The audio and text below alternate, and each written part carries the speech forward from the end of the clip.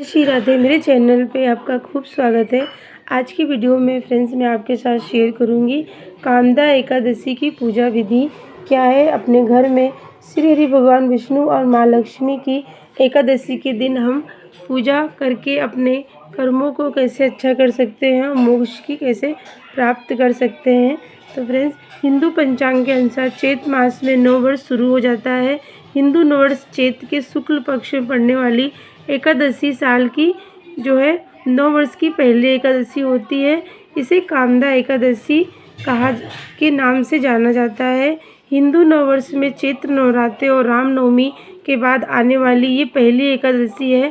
कहते हैं कि संसारिक कामनाओं की पूर्ति के लिए कामदा एकादशी का व्रत रखा जाता है। साथ ही प्रेत योनि या भी किसी भी बुरी योनि से मुक्ति मिल जाए, इसके लिए भी इसे जल्दी फल देने वाले के कारण इसका जो है फल कामदा एकादशी के नाम से भी इसे जाना जाता है। इस एकादशी का महत्व और पूजा विधि फ्रेंड्स बहुत ही महत्व कहा गया है। पुराणों में बताया गया है कि जितना पुण्य कन्यादान या फिर हजारों वर्ष की तपस्या करने से मिलता है, उससे अधिक पुण्य सिर्फ कामदा एकादशी का व्रत करने के बाद मिल जाता है।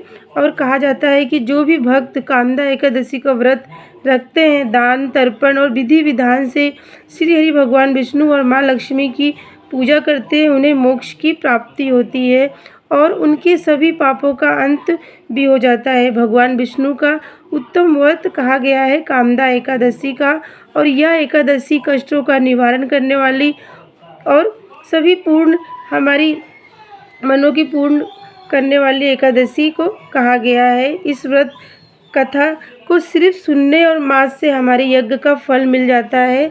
यह सभी कार्यों को सिद्ध करने और सभी कामनाओं को पूर्ण करने वाली एकादशी है। इसीलिए सबको प्रेम मन से और भाव से इस एकादशी का व्रत करना चाहिए। आप चाहे व्रत करें या नहीं कर पाएँ, पर पूजा जरूर से अपने घर में करें। इस दिन व्रत करने से हर तरह के दुख और कष्टों से मुक्ति मिल जाती है। इस दिन व्रत पूजा करने से अधूरी कामनाएं भी विष्णु भगवान पूरी कर देते हैं। इसीलिए इसे कामदा एकादशी कहा गया है। आप सुबह जल्दी उठें और हमें एकादशी वाले दिन अपने शरीर को सबसे पहले शुद्ध करें। तो जल में थोड़ा हमें आंवला या फिर हल्दी या फिर काले तिल या फिर गंगा जल डाल के हमें स्नान करना चाहिए। उसके बाद पूरे घर में हमें गंगा जल से छिड़काव करें। अपने मुख्य जो दरवाज़ा होता है वहाँ पे हल्दी से आपको स्वास्तिक बना के हमें दहलीज पूजन करके हमें श्री हरि भगवान विष्णु को अपने घर में माँ लक्ष्मी जी का पूजन करना चाहिए। आप चाहे पूजा अपने घर के मंदिर में करें या फिर अलग से चौकी बिछा लें, वहाँ पे करें। और हमें सर्वप्रथम हमें जो है श्री गणेश भगवान का पूजन विधि विधान से करना है।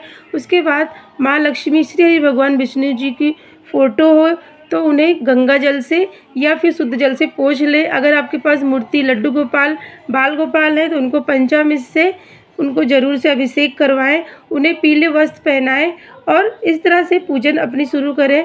हमें आज के दिन फ्रेंड्स तिल का जितना हो सके हमें उतना पूजा में यूज़ करना चाहिए। तो आप चाहे पूजा में श्री हरि भगवान के मस्तक पे या फिर उनका हवन कर रहे हैं तो उसमें भी डाल के आप इस तरह से पूजा कर सकते हैं। और फ्रेंड्स, आज के दिन हमें तुलसी जितना महत्व एकादशी का है उतना ही तुलसी पूजन का भी है। तो हमें तुलसी पूजा ज़रूर से करें। अपने जो है भगवान विष्णु को यहाँ पे तरबूज का या खरबूजे का ज़रूर से भोग लगाएं। और आज के दिन श्री हरि भगवान विष्णु जी को आपको भोग में लौंग और दूध का ज़रूर से भोग लगाएं, उन्हें मक्खन मिश्री का भोग लगाएं और अपने व्रत का कथा ज़रूर से पढ़ें। व्रत कथा पढ़ने से सुनने से हमारे जीवन में अनेकों पापों से हमें मुक्ति मिलती है और श्री हरि भगवान विष्णु हमारे जो भी पाप हैं उसे काट देते हैं और हमारे पुण्य जो है हमारे घर परिवार को मिल जाता है। तो आप चाहे अगर अपने परिवार के लिए व्रत कर रहे हैं तो अगले दिन संकल्प लेते हुए फ्रेंड्स आपको इस तरह से पूजा करना है। किसी भी व्रत में अगर आप व्रत कर रहे हैं तो सर्वप्रथम हमें संकल्प लेना चाहिए और संकल्प द्वारा ही अपनी जो व्रत हमें पूरा करें। और फ्रेंड्स इस तरह से हमें पूजा करके सभी भोग में हमें तुलसी पत्र ज़रूर से लाएं, लेकिन तुलसी पत्र हमें एक दिन पहले ही जो है तोड़ के रख लेना है। हमें एकादशी वाले दिन हमें तुलसी ना तोड़ें, और तुलसी महारानी की भी एकादशी दिन पूजन करें। उन्हें 11 परिक्रमा करके अपनी मनोकामना ज़रूर से बोलें, वहाँ पे दीप प्रज्वलित करें, और अब वहाँ पे बैठ के फ्रेंड्स तुलसी माता के पास बैठ के ओम नमो भगवते वासुदेवाय इस तरह से मंत्र बोलते हुए हमें वहाँ पे ध्यान करना, जितना हो सके हमें उतना हमें मंत्रों द्वारा उच्चारण करते हुए हमें श्री हरि भगवान का चिंतन, उनका ध्यान करना चाहिए। अगर आप एक कामदा एकादशी के दिन अगर आप फ्रेंड्स जो है इस तरह से पूजन करते हैं तो आपके सभी कामनाएं भगवान जो है पूर्ण करते हैं। और इस तरह से हमें पूजा करने के बाद अगले दिन द्वादशी के दिन अपना जो व्रत खोलना होता है, एकादशी का व्रत पारण ना करना, समय पर नहीं खोलना, इसे व्रत की फल हमें नहीं मिल पाता। तो हमेशा जो अपना एकादशी का व्रत है उसे सही समय पर और अपने खोलें, और अपने घर के मंदिर में सबसे पहले पूजा कर लें।